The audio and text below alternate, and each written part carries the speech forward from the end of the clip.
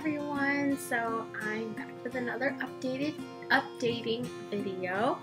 Again, I'm trying to do these weekly, but I don't want to promise anything because life happens and a lot of stuff might get in the way. So I'm not actually going to sign a video this time. I'm actually kind of going to share quickly, hopefully I don't talk too much. I'm going to talk quickly, just like what God's been teaching me in my quiet time. And it was just this one passage that I do want to share. It was from Mark 4, verses 26 to 29. And it's the parable of the growing seed. So I'm going to read it. This is from the NLT version. It says, Jesus also said, the kingdom of God is like a farmer who scatters seed on the ground. Night and day while he's asleep or awake, the seed sprouts and grows, but he does not understand how it happens. The earth produces the crops on its own. First a leaf blade pushes through, then the heads of wheat are formed, and finally the grain ripens. And as soon as the grain is ready, the farmer comes and harvests it with a sickle, for the harvest time has come.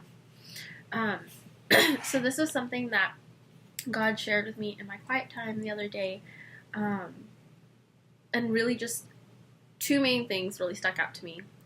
One was verse 27, where it says, night and day while he's asleep or awake, the seed sprouts and grows, but he does not understand how it happens. And it's just this idea of how the seed grows, and it doesn't depend on the circumstances. Like, it doesn't depend whether it's night or day. At the same time, it doesn't depend on the farmer, because whether the farmer's asleep or awake, it sprouts and it grows. And something like God really placed on my heart and reminded me was that when we share the gospel, when we share our faith, it's not about us. It's not what we do. It's not about the circumstances that are surrounding that situation. It's really God who does it and who grows that seed. And that's the thing is, I know that in my last video I asked you all to be praying for me because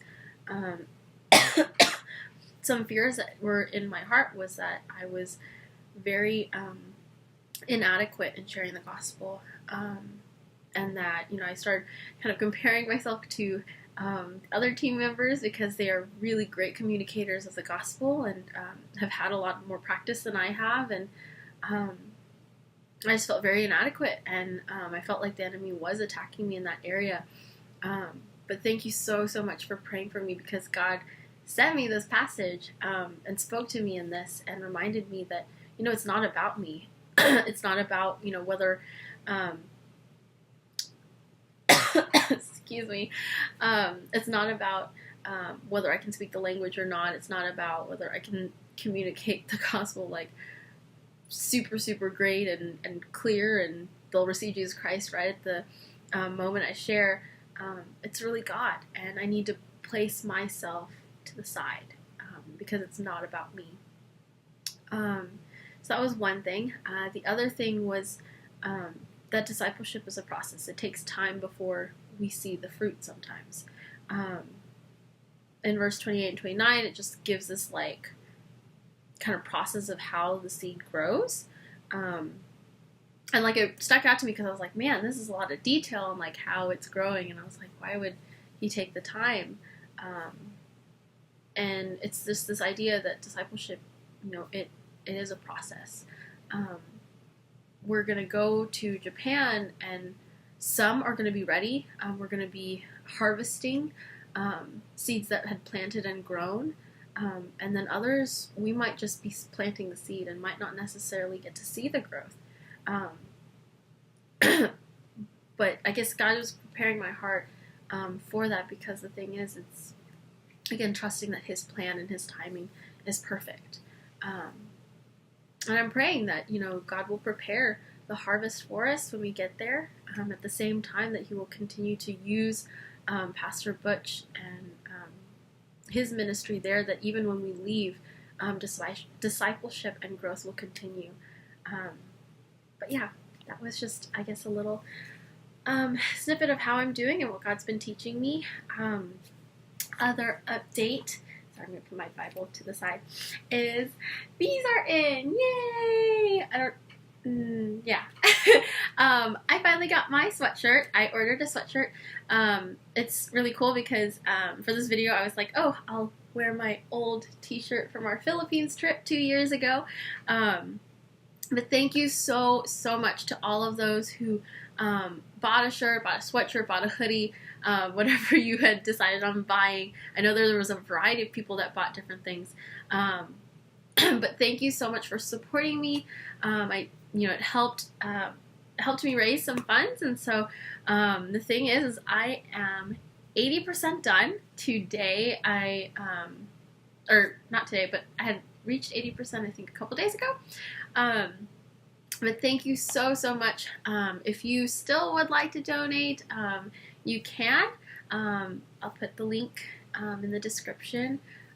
If not, just your prayers are so welcomed right now.